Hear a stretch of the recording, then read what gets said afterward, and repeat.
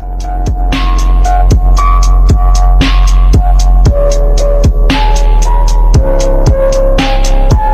that notion here at night when you're home alone. All this shit in my head, yeah, you don't wanna know. On your knees, begging for your life. I'm a 44 to your door.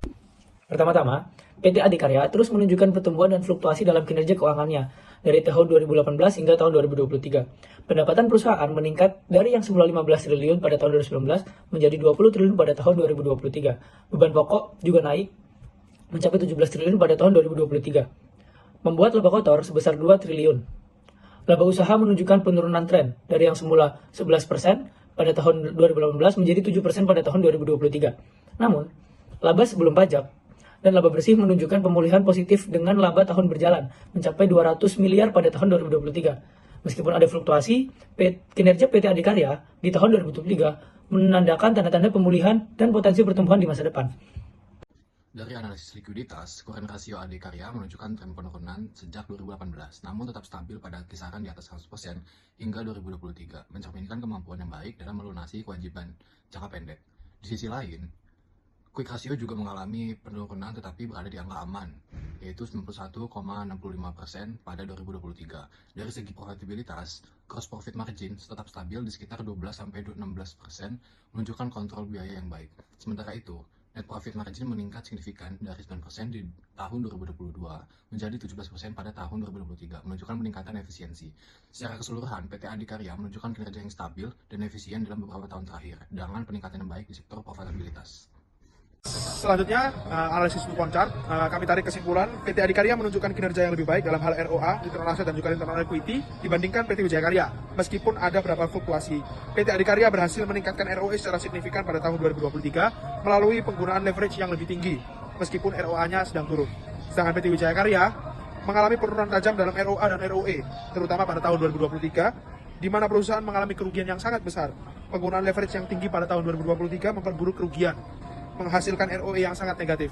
Oleh karena itu, secara keseluruhan, PT Adikarya dinilai lebih efisien dalam menggunakan aset dan ekuitasnya untuk menghasilkan laba. Sedangkan PT Wijaya Karya menghadapi tantangan yang sangat serius terkait profitabilitas dan penggunaan aset, terutama pada tahun 2023. Adikarya menunjukkan fluktuasi yang signifikan dalam rasio price earning dari tahun 2018 hingga 2023. PE tertinggi tercatat pada tahun 2021 dengan nilai 40,24, mencerminkan ekspektasi pasar yang tinggi terhadap pertumbuhan laba. Namun pada 2020, PE terendah tercatat di angka 6,88, yang menunjukkan penurunan kepercayaan investor. Secara keseluruhan, PE meningkat dari 6,4 pada 2019 menjadi 12,49 pada 2023, mencerminkan perbaikan kinerja laba. Dalam hal dividen, perusahaan hanya membagikan dividen pada tahun 2018 dan 2019 dengan rasio masing-masing 19,89% dan 10,22%. Meskipun laba bersih positif dari tahun 2020 hingga 2023, Adikarya memilih untuk tidak membagikan dividen guna menjaga likuiditas dan stabilitas keuangan. Presentasi laba di tahun melonjak menjadi 100% pada tahun-tahun terakhir. Nah, selanjutnya adalah analisis investasi atau analisis investor. Itu ada mencakup beberapa poin yang bernama pada PT Adikarya, price earning ratio, datanya sebagai berikut. Nah, untuk rekomendasi kepada investor harus memastikan saham perusahaan telah kembali normal dari periode ketidakpastian dan memahami kondisi saham saat ini untuk menilai potensi pertumbuhan jangka panjang dan nilai tambah yang berkelanjutan. Kemudian yang kedua ada dividend payout ratio, datanya seperti ini. Nah, bagi investor yang sudah memiliki saham pada PT Adikarya sebaiknya tetap memantau kinerja perusahaan dan mempertimbangkan untuk mempertahankan investasi jangka panjang. Sementara itu bagi investor yang potensial perlu dilakukan analisis mendalam sebelum memutuskan untuk berinvestasi lagi. Dan yang ketiga, presentasi of return earning, datanya sebagai berikut. Secara keseluruhan, perusahaan menunjukkan perbaikan signifikan dalam kebijakan laba ditahan dengan presentasi laba yang konsisten. Kemudian, rekomendasi kepada investor perlu memastikan bahwa perusahaan telah sepenuhnya pulih dari periode tersebut dan memahami rencana strategi di balik kebijakan laba ditahan untuk memastikan bahwa langkah-langkah ini akan memberikan nilai tambah yang berkelanjutan. Kemudian ada dividend yield seperti berikut. Nah, investor perlu memperhatikan kebijakan pembagian dividen perusahaan. Investor juga perlu memperhatikan tingkat profitabilitas perusahaan sebelum menanamkan modal. Nah, yang terakhir, market to book value. Jadi, dalam data berikut, rekomendasi kepada investor harus sangat berhati-hati dalam berinvestasi pada PT ini. Ingat penurunan NBV yang tajam dan sentimen negatif pasar. Bagi investor jangka pendek lebih baik menghindari investasi atau menunggu sinyal perbaikan dari perusahaan PT Adikarya ini. PT Wijaya Karya menghadapi tantangan besar dalam beberapa tahun terakhir. Total aset perusahaan mengalami penurunan sebesar 2% pada tahun 2023 dibanding dengan tahun sebelumnya. Pendapatan bersih juga menurun dari yang semula 31 triliun pada tahun 2018 menjadi 22 triliun pada tahun 2023. Beban pokok pendapatan tetap tinggi, mencapai 91% dari total pendapatan. Laba usaha mengalami fluktuasi, bahkan menunjukkan angka negatif di 2023, yaitu minus 16,99%. Pada tahun 2023, perusahaan mencatat kerugian sebesar 7,82 triliun, menunjukkan adanya tekanan yang signifikan. Meskipun begitu, perusahaan tetap berupaya mengatasi tantangan ini untuk meningkatkan kinerja di masa yang akan mendatang. Dari sisi likuiditas, kurang rasio PT Wijaya Karya menunjukkan penurunan signifikan dari 161,87% pada tahun 2018 menjadi 80,13% di tahun 2023. Penurunan ini menunjukkan potensi kesulitan dalam memenuhi kewajiban jangka pendek ya. Quick ratio juga mengalami penurunan tajam dari 140,71% pada tahun 2018 menjadi 50,45% di tahun 2023, menunjukkan likuiditas yang semakin lemah. Di sisi profitabilitas, net profit margin pada tahun 2023 mencatat angka yaitu minus 35% yang menandakan kerugian signifikan dibandingkan dengan 8% di tahun 2022. Selain itu, return on equity juga turun drastis menjadi minus 83%, menunjukkan perusahaan tidak mampu memberikan pengalaman positif kepada pemegang saham. Baik, di sini saya akan menjelaskan terkait dengan analisis profitabilitas PT Adikarya dan juga PT Wijaya Karya yang sudah kami lakukan.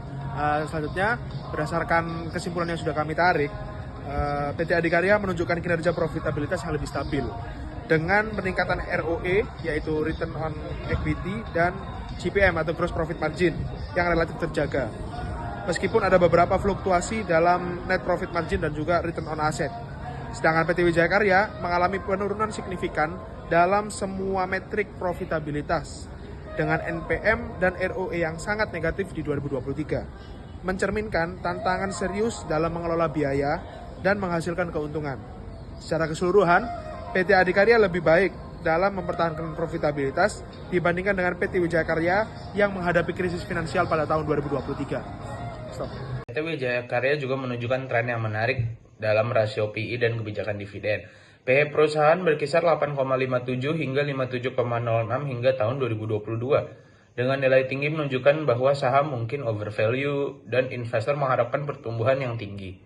Namun pada tahun 2023, PE menurun drastis menjadi 57,36, menandakan risiko tinggi yang dihadapi perusahaan. Dalam hal pembayaran dividen, Wika juga tidak membagikan dividen dari tahun 2020 hingga tahun 2023. Sebelumnya mereka membagikan dividen dengan rasio payout sekitar 20%, tetapi menghentikannya karena penurunan arus kas yang signifikan. Secara keseluruhan, PT Adikarya maupun PT Wijaya Karya menunjukkan pendekatan yang hati-hati dalam pengelolaan laba dan kebijakan dividen di tengah tantangan ekonomi.